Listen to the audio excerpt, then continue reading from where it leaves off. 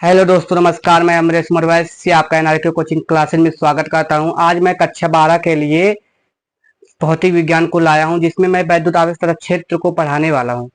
जो जो हमारे इस चैनल में नए हो, कृपया करके हमारे चैनल को सब्सक्राइब कर दीजिएगा, ताकि हमारी वीडियो उनके पास लगातार पहुंचती रहे। और हमारे वीडियो के लास्ट तक बने रहिएगा, तभी आपको हमारे वैद्युत आवेश तथा क्षेत्र की जानकारी अच्छे से मिल सकेगी। तो हम स्टार्ट करते हैं। वैद्युत आवेश तथा क्षेत्र में सबसे पहले हेडिंग है जो वैद्युत आवेश। अब मैं बता दूं वैद्युत आवेश क्या होता है।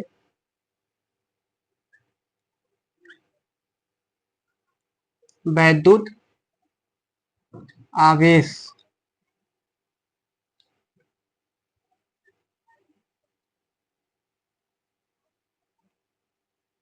मतलब वैद्युत आवेश क्या है? वैद्युत आवेश वह होता है ना, जैसे वैद्युत आवेश कोई वस्तु होता है, उस वस्तु का जो गुण होता है, किसी वस्तु का जो गुण होता है कि वह किस बल के कारण अपनी ओर किसी चीज को आकर्षित कर ले, उसी को ही वैद्युत आवेश मतलब किसी वस्तु का वह गुण जो जिस बल के कारण किसी दूसरे वस्तु को अपनी ओर आकर्षित करता है, उसे हम वैद्युत आवेश कहते हैं। मतलब एक बात बता दूं, हर चीजों का अपना अपना गुण होता है। हमारे अंदर अपना गुण है और आपके अंदर अपना गुण है। जैसे गुण का मतलब जैसे कितना क्षमता रखते हो आप, जैसे आप कितने घंटे पढ़ सकते हो, ये पढ़ना भी एक गुण होता है।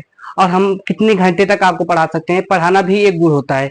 इसी प्रकार से वस्तु का एक ऐसा गुण होता है कि वह जिस बल के कारण किसी दूसरे वस्तु को अपनी ओर आकर्षित कर लेता है, उसे हम वैद्युत आवेश कहते हैं। अब जैसे प्लास्टिक के कंघों को कागज को प्लास्टिक के कंघों की ओर आकर्षित होना। जैसे अब कंघी है और ये कागज है।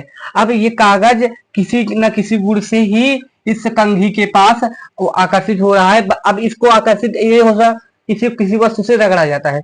किसी वस्तु से रगड़ा जाता है तो इसमें आवेशित आवेशित करने की इसमें गुण आ जाता है, उसे हम वैद्युत आवेश कहते हैं। मतलब किसी वस्तु का वह गुण जो जिस बल के कारण किसी दूसरी वस्तु को अपनी ओर आकर्षित करता है, उसे वैद्युत आवेश कहते हैं। इसका एक हेडिंग और है, किसी द्रव या तरल का वह गुण किसी द्रव या तरल का वह गुण जो जो जिस बल के कारण चुंबकीय प्रभाव अनुभव करता है, उसे हम कहते हैं। अब किसी वस्तु का एक ऐसा गुण होता है ना, जो जिसके कारण चुंबकीय प्रभाव का अनुभव करता है, उसे कहते हैं। अब किसी वस्तु का कोई गुण होता है कि जैसे चुंबकीय क्षेत्र हो गया, चुंबकीय प्रभाव हो गया, और ये कोई वस्तु हो गया। अब ये वस्तु किसी न किसी कारण से इसका अनुभव ये वस्तु भी कर रहा है। जैसे अब कोई चीज है, अब कोई वैद्युत क्षेत्र है, अब ये भी वैद्युत क्षेत्र का अनुभव करता है, उसे हम वैद्युत आवेश। किसी वस्तु का वह गुण जो जिस बल के कारण विद्युत क्षेत्र का अनुभव करता है, उसे हम वैद्युत आवेश कहते हैं। किसी वस्तु का वह गुण जो जिस बल के कारण किसी दूसरी वस्तु को अपनी ओर आकर्षित करते हैं, उसे वैद्युत आवेश कहते हैं। अब वैद्युत आवेश के जैसे मैं उदाहरण बता दूं दो तीन आपको। जैसे जब हम कांच की छड़ को रेशम की खाल से रगड़ते हैं, रेशम से तथा एबोनाइट की छड़ को बिल्ली की खाल। जैसे कांच की छड़ जो होती है, कांच की छड़ मान लो ये है। अब कोई रेशम है, कांच की छड़ को रेशम से, जैसे ये कांच की छड़ है और मैंने इस रेशम ले लिया, ये मान लो रेशम है। कांच की छड़, कांच, रेशम। जब किसी कांच के छड़ को रेशम से रगड़ा जाता है तो उसमें आकर्षित करने का गुण आ जाता है। जैसे अगर हम इस कांच की छड़ को ना इस रेशम से खूब देर तक रगड़ दें, 1 मिनट 3 मिनट 4 मिनट जैसे रगड़ दें, तो मान लो ये आवेशित हो जाता है। और आवेशित हो जाने के बाद ना किसी न किसी वस्तु को अपनी ओर आकर्षित कर लेगा। जैसे अब इस वस्तु को जब हम कांच की छड़ को इससे रगड़ दिए, तो मान लो कागज रख दिए, तो कागज इसकी ओर आकर्षित हो जाएगा। यही आकर्षित होने की घटना वैद्युत आवेश कहलाता है। और जैसे कांच की छड़ हो गई, कांच की छड़ को रेशम से रगड़े, और एबोनाइट की छड़ को मान लो ये एबोनाइट है, एबोनाइट कांच की छड़ की जगह पे एबोनाइट हो गया, एबोनाइट।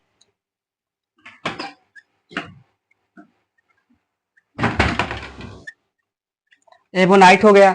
अब एबोनाइट की छड़ को हम बिल्ली की खाल से रगड़ दें, अगर बिल्ली की खाल, बिल्ली की खाल, खाल से रगड़िए तो भी इसमें आप आवेशित करने की गुण उत्पन्न हो जाता है, इसे हम वैद्युत आवेश कहते हैं। यही वैद्युत आवेश का उदाहरण है। अब इसके साथ हम आगे बढ़ते हैं।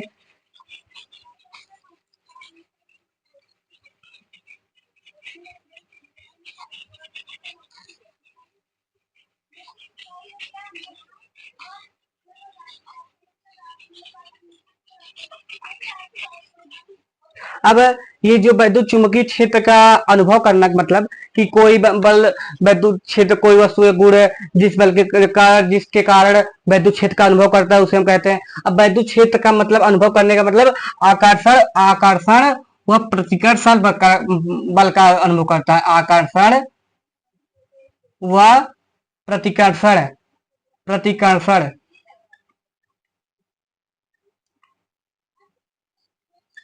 प्रतिकर्षण का अनुभव करता है, उसे हम वैद्युत आवेश कहते हैं।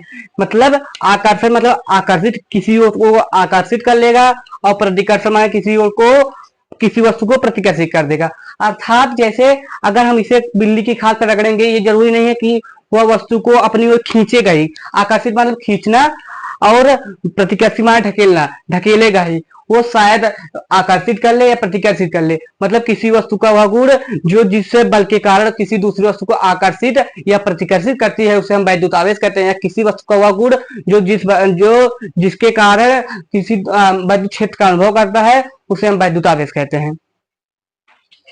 अब हम यही बताने वाले हैं, आकर्षण तथा प्रतिकर्षण को ही बताने, मतलब वैद्युत आवेश के जो प्रकार। अब हम आ गए हैं वैद्युत आवेश के प्रकार पर।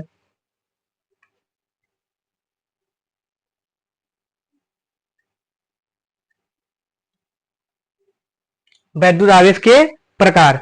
वैद्युत आवेश जो होते हैं दो प्रकार के होते हैं, धनावेश, ऋणावेश। अब धनावेश क्या होते हैं?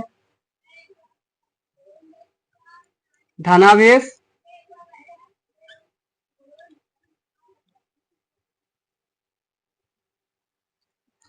और ऋणावेश।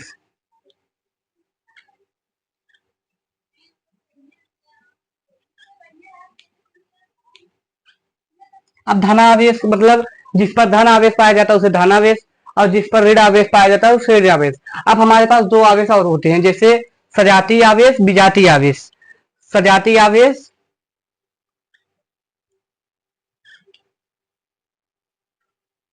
सजाती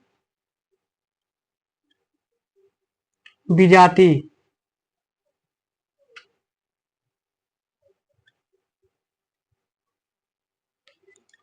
अब बता दें सजाती का मतलब क्या होता है। सजाती का मतलब समान होता है और विजाती का मतलब असमान होता है। जब हम दो